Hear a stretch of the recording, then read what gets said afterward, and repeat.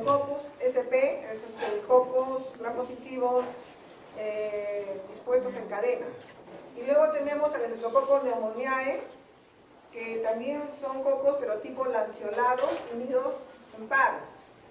Es característico el Staphylococcus pneumoniae. Entonces, para el Staphylococcus hemos empleado mannitol salado, que se emplea como medio selectivo. Luego, para diferenciar sus actividades enzimáticas, tenemos el agar sangre para ver la producción de hemolicinas y el DNA-ASA para ver la producción de esta enzima DNA-ASA. El agar es el agar DNA. Entonces, cumpliendo estas funciones, podemos decir que es Staphylococcus aureus, además de la producción de un pigmento dorado. Por eso es el nombre, Staphylococcus aureus. Streptococcus, el género Streptococcus emplea un medio también selectivo llamado agar-sida. La sida de sodio inhibe el crecimiento de los Gram negativos. Y para diferenciar entre los estreptococos, la presencia del pneumoniae o del neumococo, se hace la prueba del caldo biliado, en el cual aquella colonia que se sospecha que es neumococo se coge y se somete al caldo biliado, y si nosotros vemos turbidez, quiere decir que la colonia o las bacterias que se encuentran formando la colonia se van a alisar y todo el contenido citoplasmático va a provocar esa turbidez en el caldo biliado. Entonces, si vemos turbidez en el caldo biliado, estamos frente a la presencia del neumococo. El estudio de la Neisseria. Se empleó un medio de transporte llamado Stuart. Acuérdense que yo les dije que vinieran estudiando. Entonces, este medio de transporte es un medio enriquecido porque permite que mantenga viable la muestra y además también permite que se reproduzca. En este caso, la Neisseria, solamente en la presencia de una célula de Neisseria estamos hablando de que hay infección. Entonces, no tenemos que tener cuidado de que si hay mayor o menor población. Y el medio, una vez que transportamos al laboratorio, se siembra en este medio específico llamado Thayer-Mart, que está suplementado con antibióticos, como la vancomicina. Eso es para poder inhibir la flora acompañante, porque acuérdense que la muestra es la secreción uretral y tiene una flora acompañante, y eso hay que tratar de inhibir. En el caso del estudio de la brucela, se les dio a ustedes un medio bifásico llamado Ruiz Castañeda, en el cual tenía una fase líquida y otra fase sólida inclinada. Acá lo importante es esto, que después de la tercera semana de incubación aparece la colonia, podemos sospechar de la presencia de la brucela. Si crece antes, no es brucela. Para decir que una prueba es negativa, debemos esperar hasta el mes. Y como eso es de importancia epidemiológica, ustedes tienen, si sale negativo después del mes, no hay crecimiento, si el paciente tiene los síntomas o signos de la enfermedad, tienen que volver a repetir la prueba. Acuérdense la importancia, porque si no se paraliza la infección, eso se transmite inmediatamente en los lugares donde pues, crían estos tipos de animales. Y nosotros consumimos sus productos. Entonces, le hago una pregunta.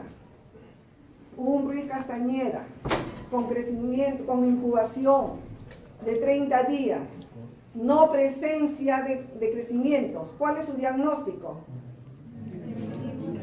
Es negativo. ¿Qué se sugiere? Repetir la prueba, por la importancia que conlleva, ¿no? Entonces, si creciera en ese medio bifásico, en ese tiempo determinado, colonias, tenemos que determinar la especie. Y la especie la determinamos de acuerdo al crecimiento que va a observarse en dos tipos de agares que contienen colorantes. Es el agar tionina y el agar fucsina.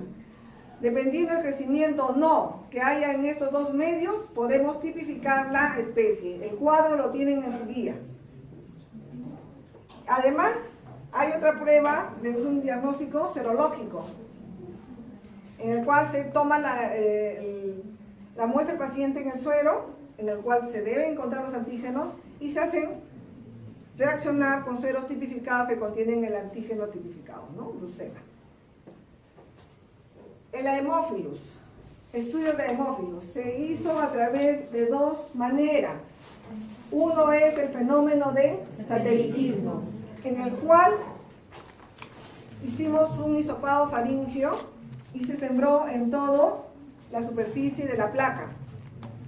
Y luego se hizo o una estría o punturas con el Staphylococcus aureus. ¿Cuál es la finalidad? El Staphylococcus aureus produce hemólisis. En esa hemólisis se va a liberar los factores de crecimiento para el Haemophilus y otras bacterias, que son factor 10 y 5. Lo tienen ahí los nombres.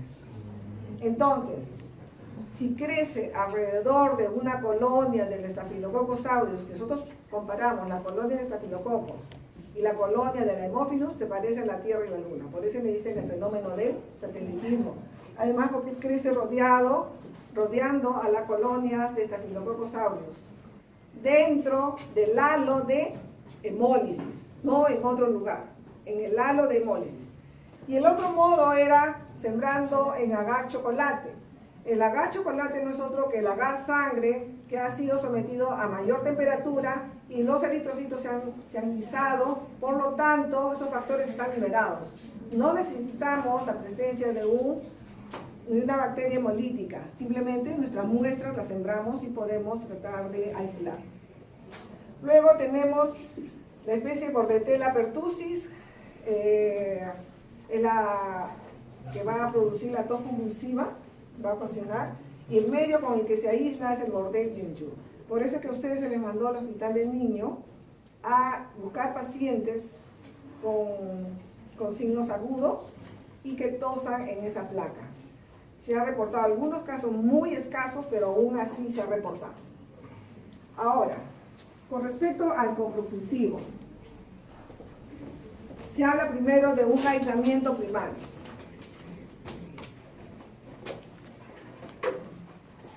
Pero antes de eso, tenemos que hacer un transporte, ¿no? En el medio del transporte es el Carry Blade. Ese es el medio de transporte. ¿Cuál es la diferencia con el Stuart? ¿Cuál es la diferencia? ¿Saben ustedes? Los bacteriostáticos. ¿Por qué? La finalidad es que mantiene viable la muestra o los gérmenes que están en la muestra, pero no permiten que esa población aumente, tratando de que llegue intacta la población al laboratorio. Supongamos el Vibrio cholerae, se reproducen cada 14 a 15 minutos, logarítmicamente. Entonces, si llega al laboratorio 6 horas, podemos tener un falso positivo. Entonces necesitamos este tipo de medio de transporte. Una vez que llega al laboratorio se hace un aislamiento primario. Y acá vamos a hablar un poquito de medios de cultivo. Hay medios de cultivo llamados selectivos. Permiten el crecimiento de una bacteria, inhibe la flora acompañante. Hay medios diferenciales. ¿Por qué son diferenciales? Porque tienen sustancias llamados indicadores o sustratos indicadores, como el ácido sulfídrico para formar el sulfuro de fierro, ¿no? Que es color negro. Y hay medios selectivos diferenciales, como es el McConkie. Es selectivo, pero también es diferencial porque presenta un indicador que es el rojo neutro. Y lo que son medios enriquecidos. ¿Cuáles son? El agar sangre, el caldo selenito. A pesar que el caldo selenito tiene inhibidores, también es un medio enriquecido. ¿Ya? Entonces, en el coprocultivo lo primero que hacemos es un aislamiento primario usando McConkie, el desoxicolato citrato y el caldo selenito. En el McConkie lo vamos a diferenciar dos tipos de colonias. Van a crecer dos tipos de bacterias, de enterobacterias. Coprocultivo es para poder hacer estudio o detección de enterobacterias. Entonces, en el McConkie A ver, por atrás, por favor.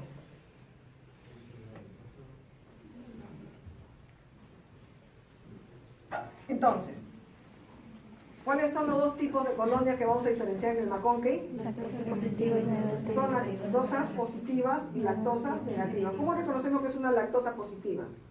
Tinción rosada. Tienen que venir sabiendo. Tinción roja.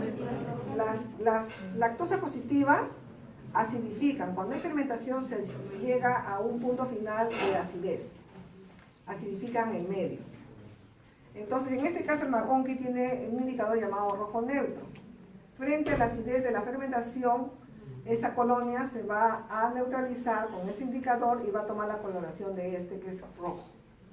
En cambio, las lactosas negativas se van a mantener un color. ¿Ya? Luego tenemos el escolato citrato y el caldo selenito. Esto generalmente utilizamos para aislar enterobacterias lactosas negativas.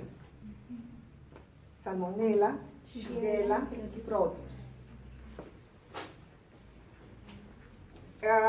Y luego, una vez que tenemos las colonias, lactosas positivas, lactosas negativas, tomamos una sola muestra y vamos a inocular un TCI y un guía para hacer el estudio bioquímico. ¿Qué es lo que vamos a observar en el TCI? Fermentación de 3 azúcares. ¿Está? Glucosa. La lectura de la lactosa se ve en la superficie. En el medio y Sacarosa. abajo, Glucosa. ¿por qué? Por la tensión de oxígeno. Mayor tensión de oxígeno se va a fermentar la lactosa y así sigue la sacarosa y finalmente menor tensión de oxígeno se va a fermentar la Glucosa. glucosa. Entonces, si vemos amarillo completamente, es una fermentación total en el TCI. Y si vemos coloración roja, se debe a que se está produciendo el metabolismo de las peptonas que presenta, alcalinizando. Y al alcalinizarse, este tiene un indicador, el TCI. ¿Qué indicador es? Si se fermenta, se vuelve amarillo porque hay acidez. Y si se consume las peptonas, se va a alcalinizar. ¿Qué color va a tomar? Rojo. En el día,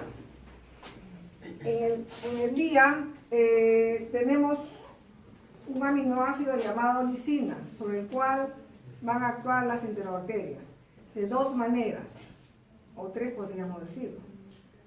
Uno cuando tiene actividad y el otro no. Cuando puede ser guía negativo, no expresa ninguna actividad, o puede ser que sí, desaminando o descarboxilando a la lisina.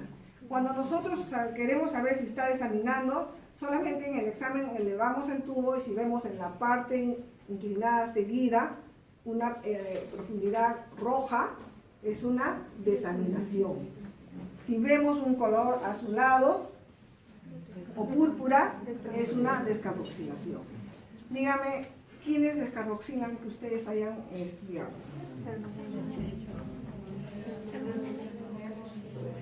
Escherichia también. ¿Quién desamina? El único, ¿no? Hasta el momento que ustedes tienen en estudio. Bueno, entonces tenemos Escherichia coli. Ahí lo vamos a revisar. Déjenme pasar, por favor. Ahí.